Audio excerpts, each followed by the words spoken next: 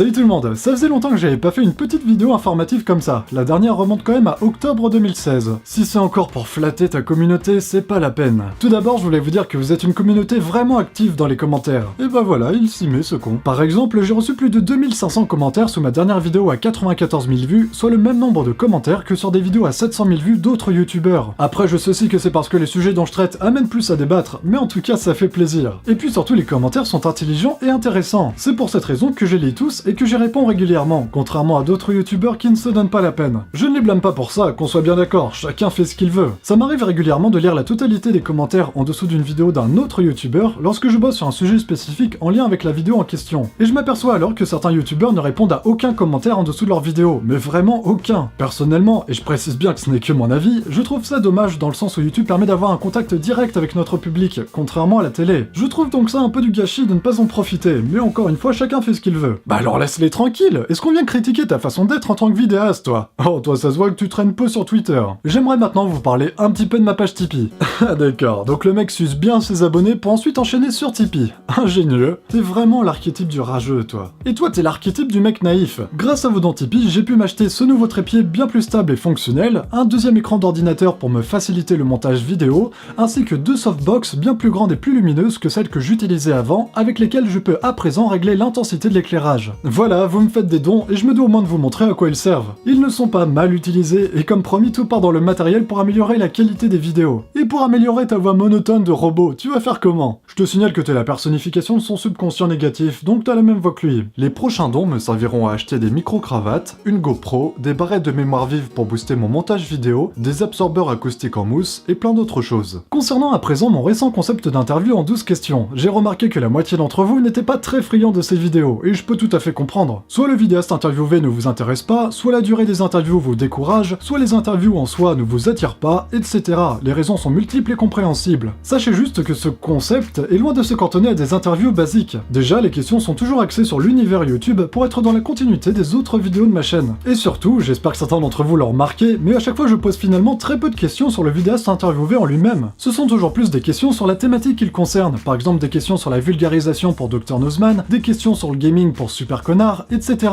À chaque fois, c'est des questions que j'aurais très bien pu traiter moi-même, mais je trouve bien plus intéressant de les poser à un vidéaste qui baigne constamment dans le sujet abordé. Ah, et pour ceux qui sont découragés en voyant la durée des vidéos, sachez que je mets à chaque fois au début de la vidéo et dans la description un timecode pour chaque question, comme ça vous pouvez très bien n'écouter que celle qui vous intéresse. Personnellement, je trouve que ce style d'interview se marie bien avec mes autres vidéos analyses, car les réponses des youtubeurs interviewés sont pour moi plus ou moins des analyses en soi. Bref, côté convention à présent, certains d'entre vous ont pu me voir avec Antox Colaboy au Play Azure Festival qui s'est déroulé à Nice milieu février. J'avais peur que personne ne vienne nous voir et au final il y a eu 1h30 de queue pour notre stand dédicace et on a fait ça le comble lors de nos demi-top. J'ai également fait une conférence sur l'éthique du youtubeur avec Antox, Danny Caligula, Nota Bene et Juris Planet dans un amphi de 700 places. Cette convention m'a aussi permis de rencontrer énormément de youtubeurs, dont certains avec qui j'ai bien sympathisé, du genre l'équipe de Nexus 6, Unster Bleacher ou encore Parlons Histoire. Bref, un super week-end de passé, ça a été un plaisir de vous rencontrer et d'échanger avec vous. C'est bien beau de parler du passé, mais ce serait pas plus utile de parler des conventions à venir. Alors oui, justement, je serai présent à la Video City Paris le 8 et 9 avril,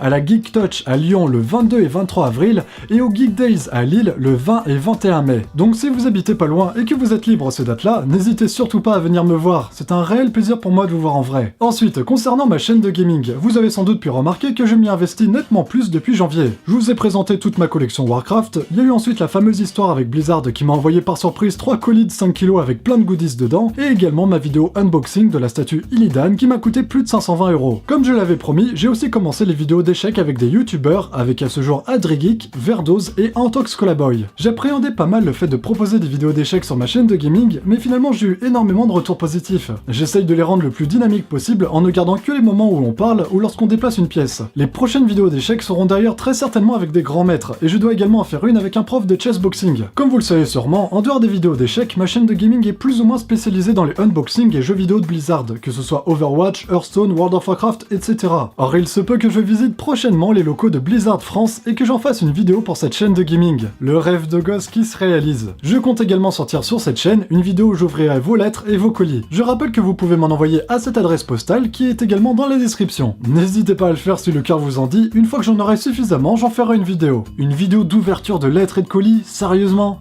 Tant que t'y es, fais-nous des dégustations en couple avec tes rates. Je vois pas pourquoi les vidéos d'ouverture de colis colis ont une si mauvaise image. Je te dirais même que je trouve ça presque irrespectueux de ne pas le faire vis-à-vis des abonnés qui t'ont envoyé quelque chose et qui aimeraient connaître ta réaction. Il se peut aussi que je fasse prochainement des lives YouTube sur ma chaîne de gaming, histoire de parler avec vous de tout et de rien en petit comité, d'où le souhait de le faire sur cette chaîne de gaming plutôt que sur ma chaîne principale. Il se peut d'ailleurs que je fasse des lives de parties d'échecs avec des abonnés, mais on n'y est pas encore. Pour ceux que ça intéresse, vous pouvez d'ailleurs m'ajouter en ami sur le site d'échecs en ligne chess.com, sous le surnom Absoluble.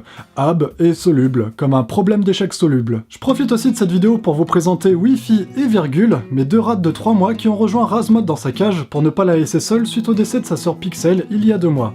Je les avais déjà présentés sur Facebook, Twitter et Instagram, mais vu que vous êtes loin de tous me suivre sur ces réseaux, je vous les présente ici aussi. Elle se cache. C'est mieux là? Toi tu tiens pas en place, hein? Ouais, tu veux te suicider ou quoi toi? Hein? Elles ne tiennent vraiment pas en place par contre, c'est super chiant pour les garder sur l'épaule. Surtout la blanche en fait, c'est une pile électrique. Ce qui est génial avec les rats, c'est qu'une fois que tu les mets sur tes épaules, bah, t'as des marques plein le cou. Ouais, ça va être génial pour le reste de la vidéo ça.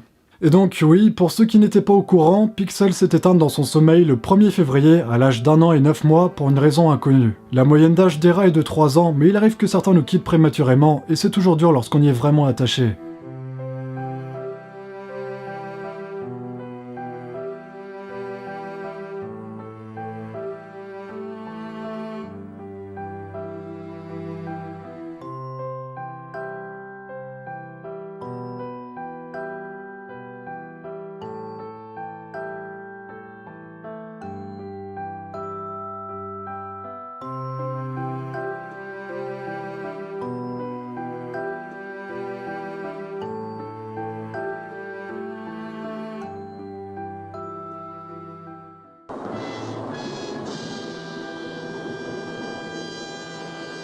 Bon, revenons sur un sujet un peu plus joyeux, même beaucoup plus joyeux. Je suis heureux de vous annoncer le lancement de la BD Les FDP de Tubonia, avec Antos Colaboy, Sir Gibbsy et Le Dessinator. Comme beaucoup le savent, le vidéaste Le Dessinator est celui qui a dessiné ma bannière, mais également celle d'Antox, de Gibbsy, du Raptor Dissident et de Gaki Parody. En dehors de YouTube, c'est un prof de dessin très talentueux qui a notamment sorti 2 BD par le passé. L'idée d'une BD scénarisée par Antox, Gibbsy et moi lui est venue à l'esprit l'année dernière, et vous vous doutez bien qu'on a tout de suite accroché lorsqu'il nous en a fait part. Nous sommes donc les 3 personnages centraux dans l'histoire de cette BD qui est une métaphore de YouTube transposée dans un monde d'heroic fantasy nommé Tubonia. Vu que le monde de Tubonia est une métaphore de YouTube, vous y verrez des centaines de références, de clins d'œil et bien sûr plein de caméos de vidéastes transposés sous forme de personnages médiéval fantastiques. Et ces caméos seront loin d'être du fanservice, enfin j'entends par là qu'ils seront loin d'être inutiles et joueront tous un rôle dans l'histoire. La BD fera 64 pages et sera avec une couverture cartonnée comme une BD traditionnelle. Et on a réussi à se démerder pour vous la proposer à 15 €, frais de port compris. Je ne vous lis pas l'intrigue et je ne vous en dis pas plus car je sortirai une vidéo entièrement consacrée à cette BD le 17 avril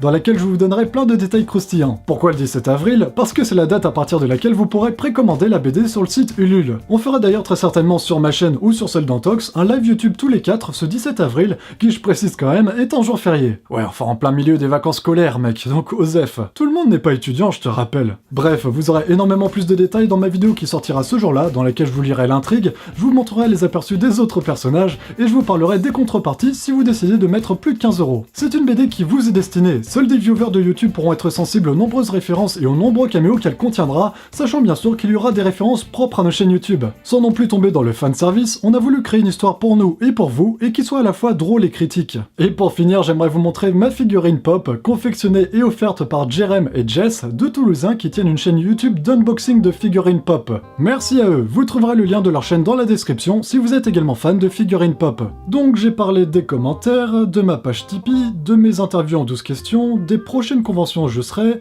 des futures vidéos sur ma chaîne de gaming, de mes nouvelles rates, de la BD... Je crois bien que j'ai fait le tour. T'es sûr? Il me semble quand même qu'on est le 30 mars aujourd'hui. Ah oui, aujourd'hui c'est mon anniversaire, 25 ans. Un quart de siècle, putain. Je me demande si on fera encore des vidéos quand on aura 50 ans. Ça, seul l'avenir nous le dira. Allez, salut tout le monde!